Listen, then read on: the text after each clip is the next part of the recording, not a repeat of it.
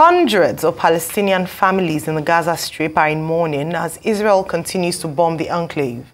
687 people, including more than 140 children, have been killed since Israel declared war on Hamas. More than 3,700 have been wounded after Israeli airstrikes hit a refugee camp and civilian areas in the Gaza Strip.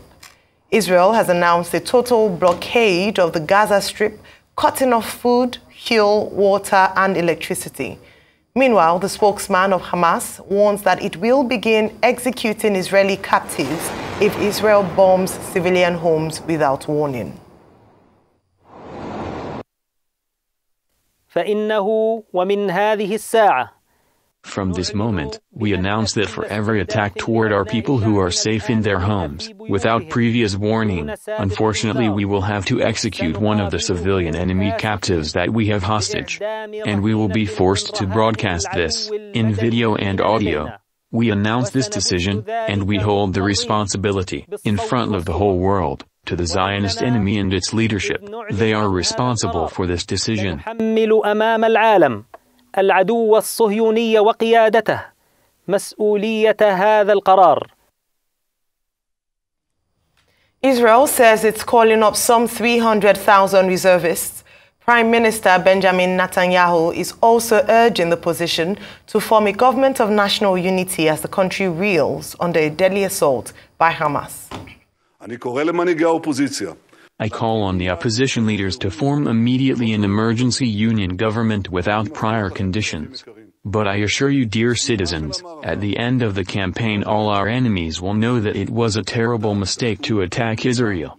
What is done to our enemies in the coming days will resonate with them for generations. The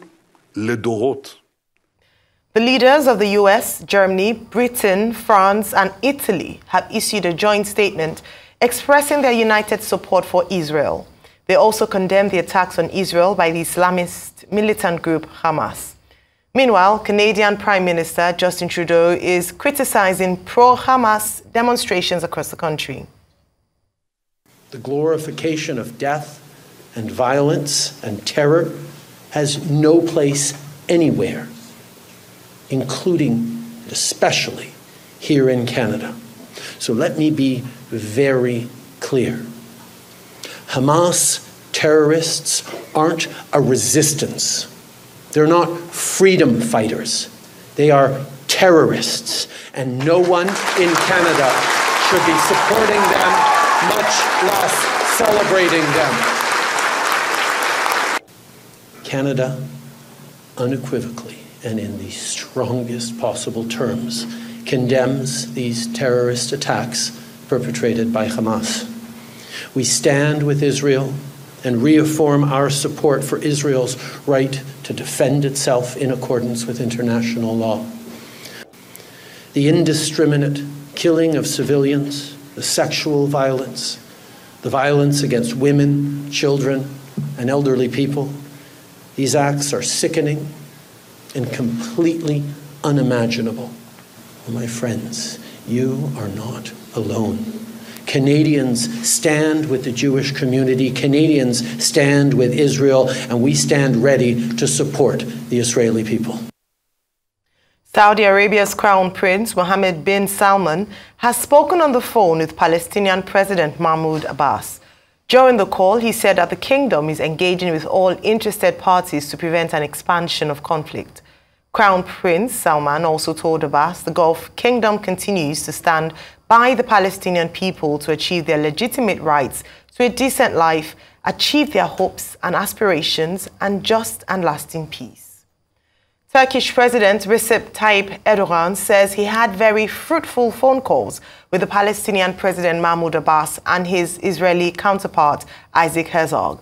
Speaking at a cabinet meeting, Erdogan offered to mediate between Israelis and Palestinians. He also warns against steps that could escalate tensions in the region.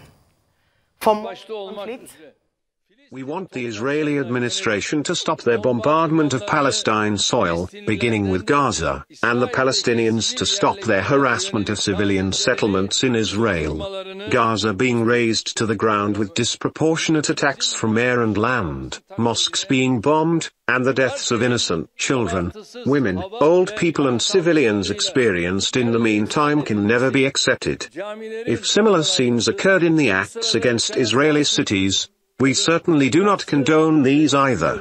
I would like to express that, as Turkey, we are ready to mediate in all areas, including prisoner swaps, should the sides request it.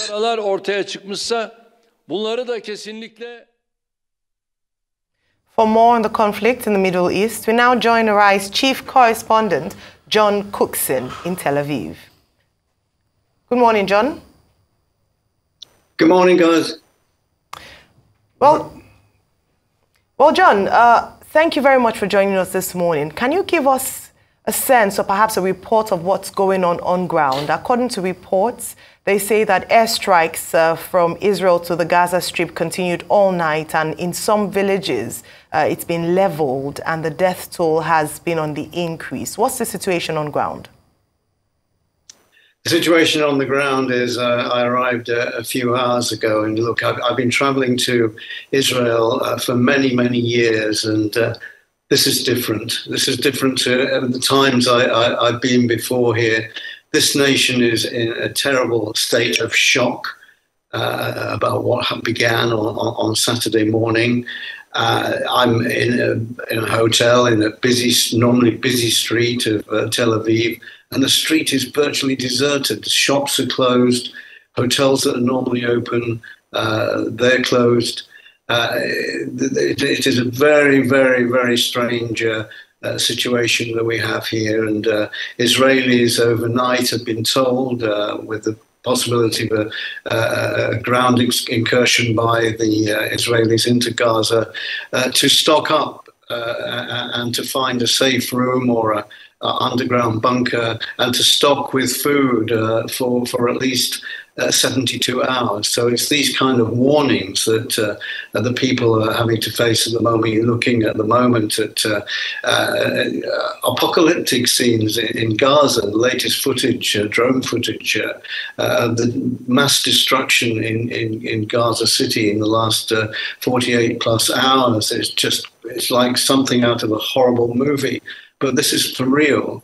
This is war personified, and we're seeing it here in the destruction of the buildings. And for all of those buildings, families have been killed, and perhaps more importantly, people who've witnessed it are seeking revenge for what the Israelis have done in this never-ending. It seems spiral of violence here in this part of the world. Quick sum up of what's happened overnight. You're right. Israelis have been sending rockets into Gaza City. Hamas have been responding with their own rockets, landing quite close to Jerusalem on Israeli settlements there. The Israelis have moved at least 35 battalions of soldiers to Gaza, in the Gaza area. And the IDF, the Israeli Defense Force, saying in the last hour or so that they feel that they've secured the border or killed all the militants who came over on Saturday. Some 1,500 Hamas bodies have been found in the fields around Gaza. And the people of Israel are saying, well, you might have secured the fences now, but some of these guys came by sea and by air. How can we think that we're safe? And that's a feeling a lot of Israelis have. There is a feeling of fear here, a feeling of insecurity, and calls, frankly, on the Israeli side for revenge. Yesterday in a televised broadcast, Prime Minister Netanyahu was saying that this is going to be a long and difficult war, and that Israel is not open to negotiations. According to him, Israel will need to restore deterrence first. Where does that leave the international community? The international community can just stand and watch, and they will condemn what's about to happen, because for sure many Palestinians are going to die in this coming incursion that we believe is coming in the next few days. And the Israelis will just say, I'm sorry, this is our territory, this is our war. We understand international concern, but we will do it our way. And that's what Netanyahu and his ministers will say. And he believes that he has, and from what I've seen already, talking to the people, he has the backing of the Israeli people to revenge what happened, which began happening after the breakout from Gaza on Saturday morning. So, you get august bodies like the UN condemning what's going on, but Israel, frankly, is going to take no notice at all of international condemnation. They'll do it their way. The Qasim Brigade, part of Hamas, released a statement on Al Jazeera Arabic saying that for every strike, they will mutilate and hurt people that they have kidnapped and taken hostage already. I mean, what are the Israeli forces saying as regards that? And where is Saudi Arabia in all of this? Because hitherto, Saudi Arabia has something called the Abrahamic Accord with Israel, but they're also talking to Mahmoud Abbas and they say, I stand with you, while they are calling for peace across both parties. What game is Saudi Arabia playing in all of this? That's a good question. Let's deal with the Saudi Arabia first. There have been accords struck between Israel and other Arab nations, and it was always assumed in the last few months that a similar accord will be struck with Saudi Arabia. Now, that's going to be very, very difficult, to say the least, to fulfill. What's going on at the moment is that Saudi Arabia has to be seen to be backing the Palestinians and is calling for restraint. And Saudi Arabia will continue to do that. And the background to all of this, of course, is Iran working away in the background, because Iran is very concerned that Saudi Arabia might strike an accord, an accommodation with Israel. And some would argue that Iran has prompted this latest round of conflict by backing Hamas to perform what they did in recent days. So all of this turmoil going on in the background, and Saudi Arabia playing a very interesting role in all of this, trying to keep, I think, all sides happy. It has to keep a good relationship with Washington. It's in its interest to do that. And also Saudi Arabia leaning very much in recent months towards Moscow.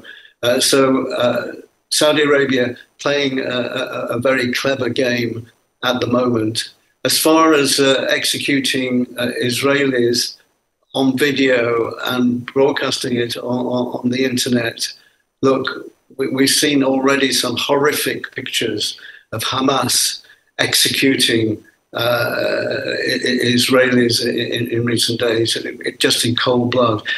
Images that are too bad to show, too horrible to show on TV, but on social media, they're all there. And believe me, the Israelis have seen all of that. And I was speaking to an Israeli woman who was speaking with much passion this morning, and she said, don't call them animals, because that will be disrespectful to animals, when she was talking about Hamas militants. It's these kind of images that has shocked the nation so much. Hamas may well do this. They may execute and put it out on video, as ISIS has done in the past. But frankly, I think the opposite effect will be made, because the Israeli people will react in horror, of course, to all of this. So they may well do it, but it may well backfire on Hamas in the end. Well, thank you very much, John Cookson. You are in Tel Aviv. Please keep safe. That's very important. You are in a war zone.